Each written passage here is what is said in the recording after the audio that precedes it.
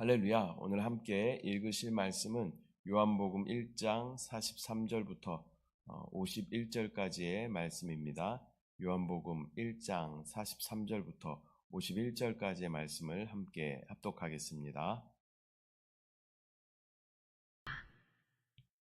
이튿날 예수께서 갈릴리로 나가려 하시다가 빌립을 만나 이르시되 나를 따르라 하시니 빌립은 안드레와 베드로와 한 동네 베세다 사람이라. 빌립이 나다나엘을 찾아 이르되 모세가 율법에 기록하였고 여러 선지자가 기록한 그 일을 우리가 만났으니 요셉의 아들 나사렛 예수니라.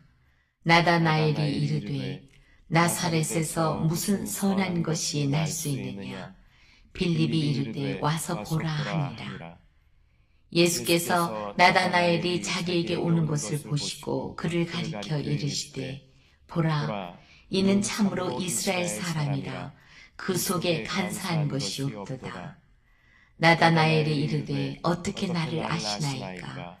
예수께서 대답하여 이르시되 빌립이 너를 부르기 전에 네가 무화과 나무 아래 있을 때에 보았노라. 나다나엘이 대답하되 라비여, 당신은 하나님의 아들이시요 당신은 이스라엘의 임금이로소이다. 예수께서 대답하여 이르시되 내가 너를 무화과 나무 아래서 보았다 함으로 믿느냐? 이보다 더 큰 일을 보리라. 또 이르시되 진실로 진실로 너희에게 이르노니 하늘이 열리고 하나님의 사자들이 인자 위에 오르락 내리락 하는 것을 보리라 하시니라. 아멘. 할렐루야. 오늘은 요한복음 1장 43절부터 51절까지의 말씀을 우리가 함께 읽었습니다. 오늘 우리는 예수님의 첫 제자들이 주님을 만나는 그런 순간을 기록한 말씀을 함께 읽었습니다. 예수님께서는 사람들을 부르시고 또 그들을 만나시고 또 그들의 삶을 변화시키셨습니다. 예수님을 만나면 인생이 변화되게 되는 것입니다. 저와 여러분도 세상 가운데 헤매며 방황하던 시간들이 있었지만 예수님을 인격적으로 만난 이후에 우리의 삶의 목적은 정확해졌고 또 이 땅의 소망이 아닌 하나님의 나라를 소망하는 차원이 다른 그러한 사람들로 변화된 줄 믿습니다. 43절에 보면 예수님께서 빌립을 부르시는 장면을 우리가 볼 수 있습니다. 예수님께서 빌립을 만나셔서 말씀하십니다. 나를 따르라. 이 부르심은 단순히 나를 따르라는 그런 행동의 어떤 변화, 요구를 하시는 것이 아닙니다. 이것은 인생의 방향을 완전히 바꾸는, 삶의 목적을 바꾸시는 그러한 부르심인 줄 믿습니다. 오늘 이 시간 주님께서 저와 여러분에게도 말씀하십니다. 다시 나를 따르라 라고 말씀하시는 줄 믿습니다. 우리가 따르고 있었던 또 세상과 또 어떤 정보와 또 어떤 물질과 이런 것들을 다 내려놓고 나를 따르라 라고 다시 한번 주님이 우리 가운데 초청하여 주시는 줄 믿습니다. 이 부르심에 우리는 반응해야 합니다. 저와 여러분의 삶에서 예수님을 따르는 것이 가장 중요한 목표인지 다시 한번 점검하는 귀한 시간이 되시기를 축복합니다. 빌립처럼 주님의 부르심에 즉각 순종할 때 주님의 제자가 되는 줄 믿습니다. 그렇게 할 때 우리의 삶은 성령의 인도하심 가운데 놀라운 변화와 기적을 체험하게 되는 것입니다. 또한 예수님을 만난 사람들은 마땅히 가까운 사람들에게 예수님을 전해야 합니다. 예수님이 예언된 메시아임을 알아본 빌립은 나다나엘을 찾아가 이 소식을 알리며 예수님을 소개하고 있습니다. 46절부터 보면 빌립의 이 이야기를 들은 나다나엘은 처음에는 부정적인 반응을 보이게 되는 것이죠. 나사렛에서 무슨 선한 것이 날 수 있는가라고 그렇게 반응합니다. 이때까지 이 나다나엘은 예수님께서 베들레헴에서 태어나셨다는 것을 모르고 있던 그러한 상황이었습니다. 또한 세상의 기준으로 보면 예수님은 작은 마을 나사렛에서 공생의 사역 전까지 생활하셨습니다. 이러한 나사렛 출신의 예수님이 보잘것없어 보였을 수도 있습니다. 그러나 빌립은 단호하게 또한 간단하게 이렇게 권면합니다. 와서 보라. 우리가 경험한 주님의 은혜를 사람들에게 전할 때 우리는 그 사람들과 논쟁할 필요가 없습니다. 그저 와서 보라라고 담대하게 말하면 되는 것입니다. 주님을 실제로 경험한 사람은 더 이상 의심할 수 없기 때문입니다.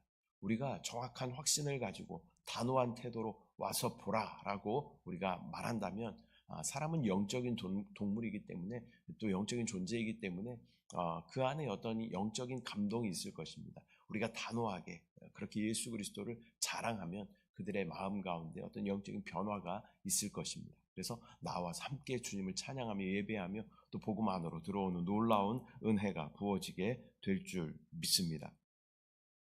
또한 오늘 이 새벽에도 주님께서 저와 여러분을 초청하십니다. 와서 보라.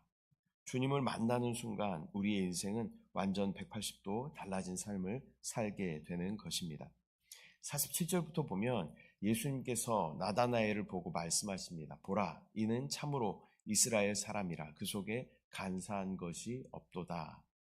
예수님은 나다나엘을 이미 알고 계셨죠. 그가 무화과 나무 아래에 있을 때에 아셨고 그의 마음을 꿰뚫어 보셨습니다. 이 랍비 문헌에서 보면 무화과 나무의 그늘은 묵상하는 자리이고 또 기도하는 그러한 장소를 나타내는 것입니다. 나다나엘이 무화과 나무 아래에 있을 때는 율법을 연구하거나 묵상하고 있을 때를 의미할 수도 있는 것이죠. 그러한 나다나엘을 예수님은 이미 알고 계셨습니다. 이런 예수님의 말씀에 나다나엘은 예수님을 랍비어라고 부르게 됩니다. 그리고 당신은 하나님의 아들이십니다. 또한 당신은 이스라엘의 임금이십니다. 라고 고백하는 것을 보게 됩니다. 우리가 말씀을 묵상하거나 연구할 때도 주님은 우리를 보고 계시고 또 우리 가운데 말씀으로 주님을 계시하여 주실 줄 믿습니다. 예수님은 우리를 또한 속속들이 다 아시는 분이시죠. 우리의 가장 깊은 비밀도 또 우리의 아픔도 우리의 연약함과 우리의 슬픔도 주님은 다 아십니다. 전지하신 주님이 바로 예수 그리스도이시기 때문입니다. 그러나 우리가 잊지 말아야 할 것은 주님께서 우리를 아신다는 것이 어떤 두려운 그러한 것이 아니다라는 것을 우리는 알아야 합니다. 나의 더러운 것을, 나의 추함을, 나의 죄악을 주님께서 다 아신다고 이렇게 생각하면서 주님을 두려운 존재로 이렇게 반응하는 것이 아니라 그러한 우리의 상태를 다 아심에도 불구하고 주님은 우리를 택하시고 부르시고 너는 내 것이라 말씀하여 주시고 우리를 사랑하여 주신다라는 것을 우리는 기억해야 합니다. 우리가 주님을 두려워하는 것이 아니라 주여 그것이 모든 것이 주님의 은혜입니다. 그러한 믿음의 고백이 우리 가운데 있어야 할 줄 믿습니다. 우리의 마음을 주님께 드리기만 하면 모든 것을 아시는 주님은 우리의 상처를 치유하여 주시고 또 우리의 삶의 새로운 소망으로 또 충만하게 역사하여 주시는 줄 믿습니다. 또 50절 말씀부터 보면 이렇게 주님께 고백한 나다나엘에게 주님은 말씀하십니다. 이보다 더 큰 일을 보리라. 주님을 만난 나다나엘은 이미 충격을 받았지만 예수님은 그에게 더 큰 일이 기다리고 있다라고 말씀하여 주십니다. 저와 여러분도 주님을 만난 사람들인 줄 믿습니다. 그러나 그 주님을 만난 그 시간이 마지막이 아니라 이제 시작이다라는 것을 우리는 기억해야 합니다. 이미 우리의 삶 가운데 말할 수 없는 놀라운 은혜로 채워가시는 주님을 우리는 계속하여 경험하게 되는 것이죠. 주님을 만난 이후로 우리 가운데 계속 은혜의 사건들이 일어나게 되고 주님의 은혜로 우리를 채워주시고 또 주님의 말씀으로 우리 가운데 역사하여 주시고 주님의 모든 비밀한 것들을 우리 가운데 알려주시는 놀라운 체험을 우리가 하고 있는 것입니다. 그러나 이것이 또 끝이 아니라 앞으로 우리의 신앙생활 가운데 하나님이 많은 것을 우리 가운데 또 예비하여 두셨고 많은 은혜의 시간으로 이 시간들을 채워 가실 것을 우리는 믿음으로 바라봐야 할 줄 믿습니다.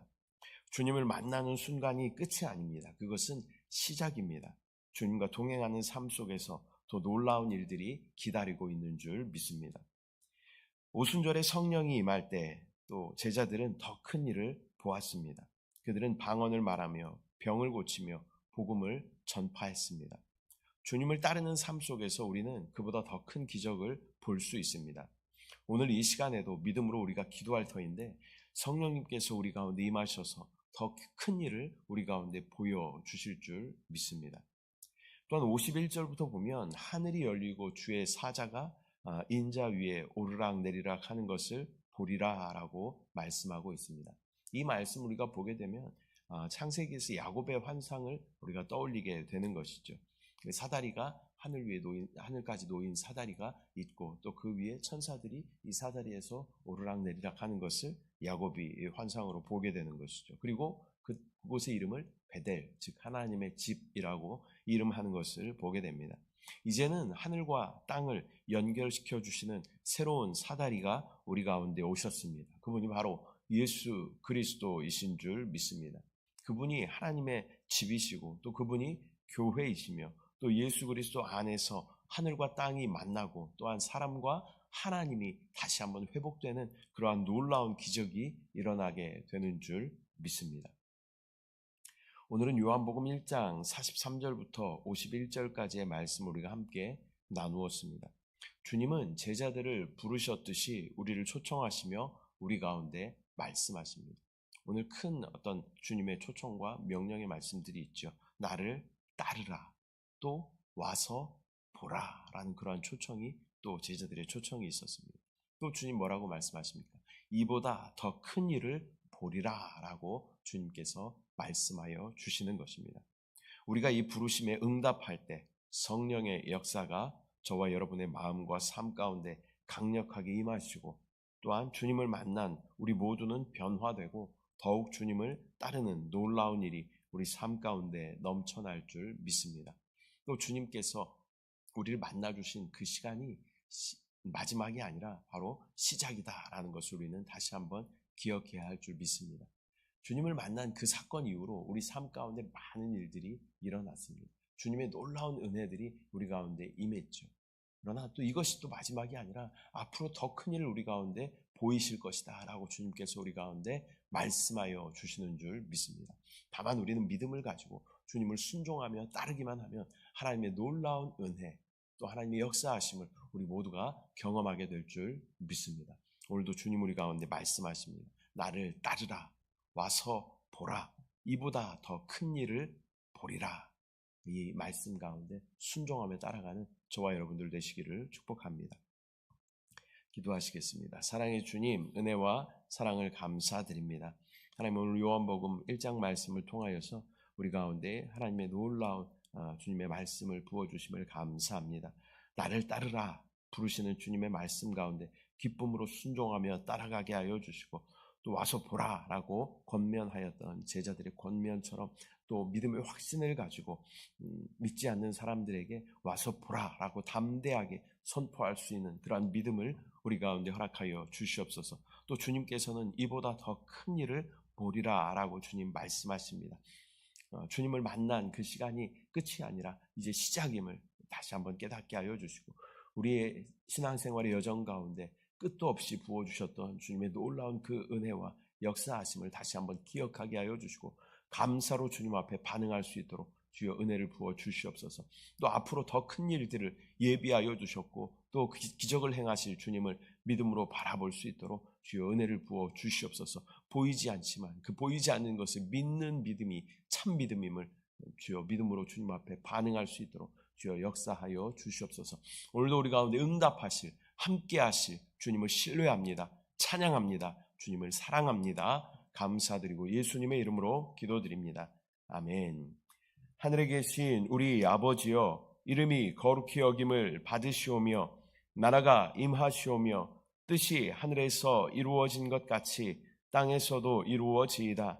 오늘 우리에게 일용할 양식을 주시옵고 우리가 우리에게 죄 지은 자를 사하여 준 것 같이 우리 죄를 사하여 주시옵고 우리를 시험에 들게 하지 마시옵고 다만 악에서 구하시옵소서. 나라와 권세와 영광이 아버지께 영원히 쌓옵나이다. 아멘.